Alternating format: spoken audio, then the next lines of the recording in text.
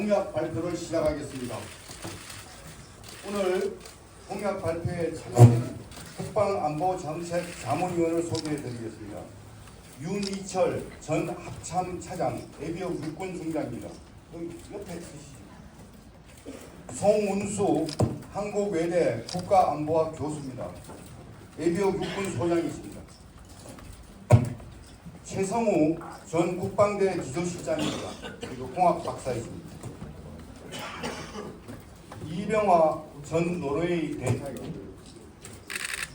그러면 김문수 대통령 후보께서 공약을 직접 발표하시겠습니다.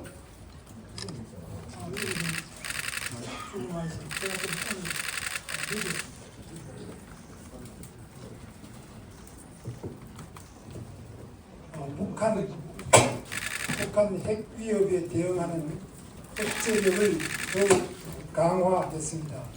지금 북한은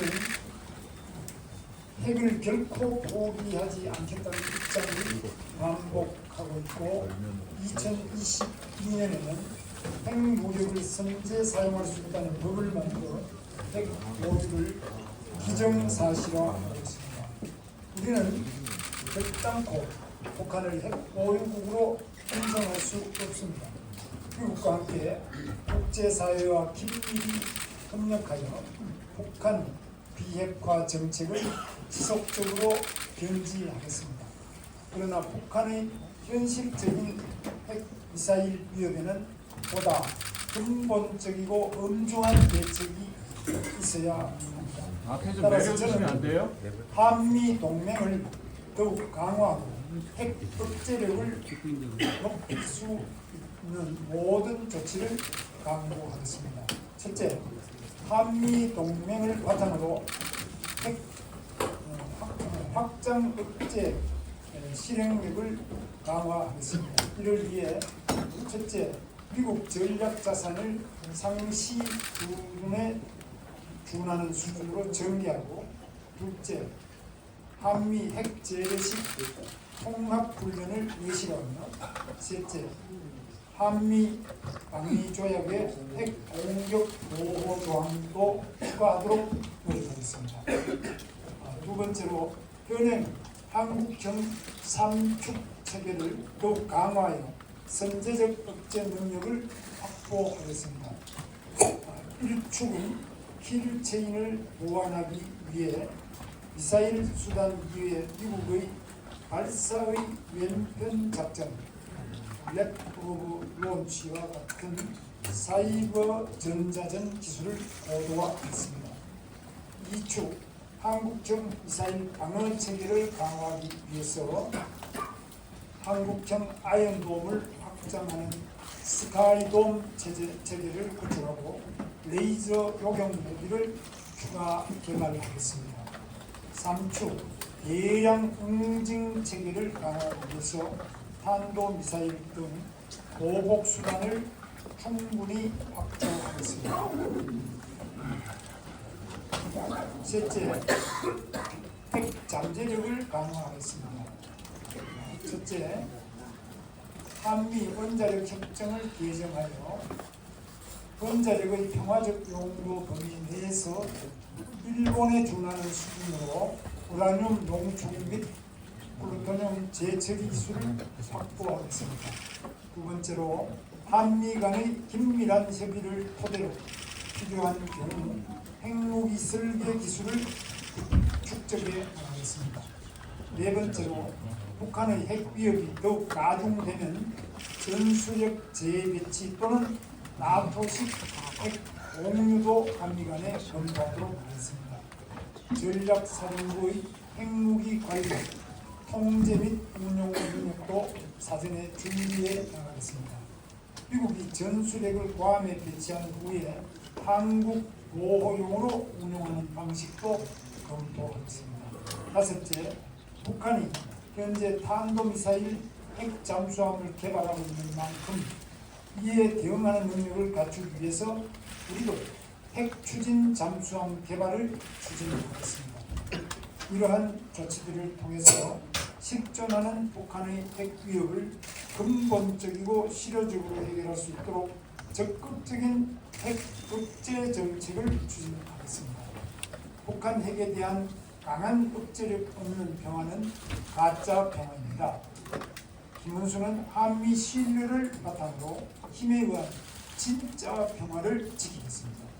미국과의 신뢰관계를 바탕으로 강한 대한민국, 국민이 안심하는 대한민국, 국제사회가 신뢰하는 대한민국을 만들겠습니다. 북핵 위협에 흔들리지 않는 대한민국을 만들겠습니다. 감사합니다. 이 부분에 대해서 질문 있으시죠? 소속사를 밝혀주시고 정치적인 그런 부분은 따로 전화하겠습니다. 질문 주시죠.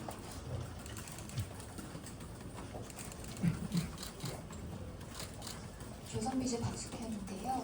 그 핵 추진 잠수함을 개발을 추진한다고 하셨는데 이 과정에서 NPT나 한미 원자력 협정을 위반할 수 있다는 지적도 나옵니다. 좀 이 부분을 어떻게 해소할지 구상이 있으시면 말씀 부탁드립니다.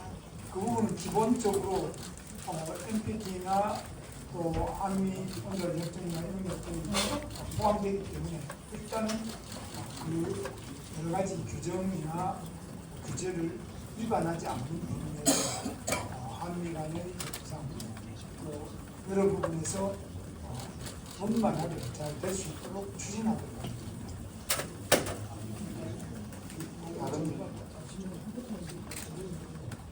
보충 설명을 잠깐 드리겠습니다.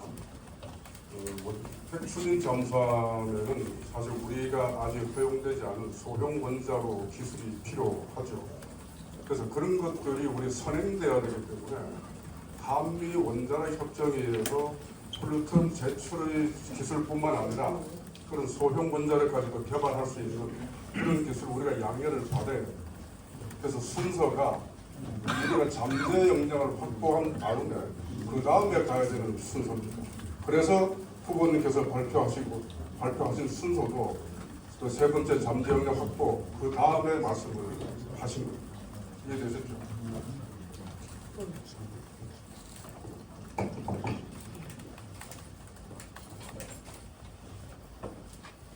저 TV조선 최민식인데요. 조금 전에 안에서 북한 어제 도발과 관련해서 보고 받으셨다고 들었는데 어떤 내용 보고 받으셨는지 궁금합니다.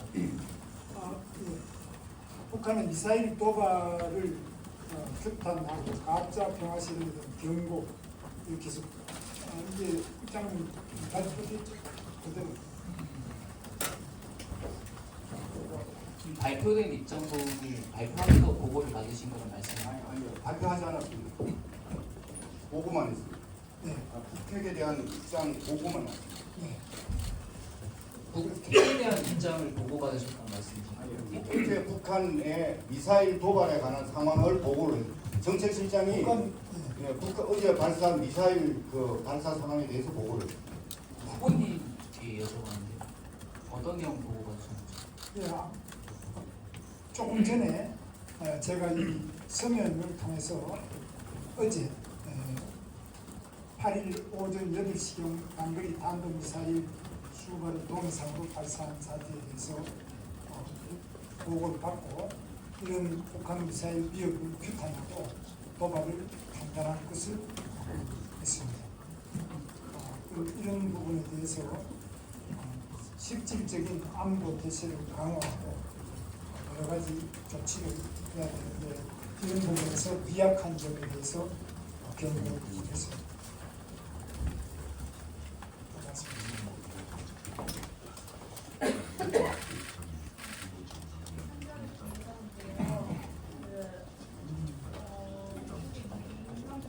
지정이 됐는데 이런 핵 공격이 실제로 가능한지에 대해서 여쭙고 싶습니다. 그 점은 이제 상당히 현실적으로 우리가 민간 국가 지정되는 과정이나 그 배경 이런 것들이 여러 가지 추론도 많이 있었고 그랬는데 그 부분에 대해서는 정말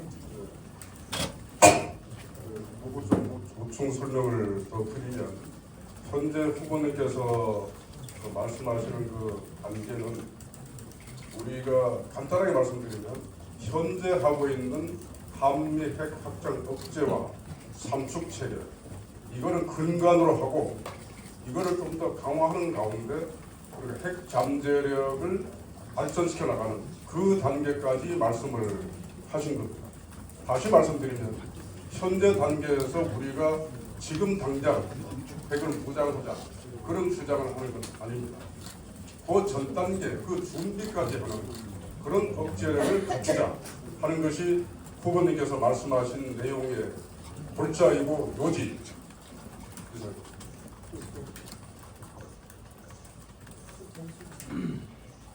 최승우 박사입니다. 후보님께서 지금 말씀하시는 핵 잠재력이나 핵 보유 이런 모든 것들은 한미 동맹을 강화하는 쪽으로 이렇게 추진이 되고 또 그렇게 되기 때문에 여러 가지 그 과정에서 생길 수 있는 여러 가지 문제들에 대해서는 염려 안 하셔도 되겠다고 말씀드립니다. 또 질문 됐습니다. 예. 이제 마치겠습니다. 예. 마치겠습니다. 네, 지금 마치겠습니다. 아니, 그러면 이따가 따로 또 예, 제가 예. 지금 오늘 좀 있고 오늘 마치고 나머지 질문은 정책실장과 정책 자문위원들이 답변을 해드리겠습니다.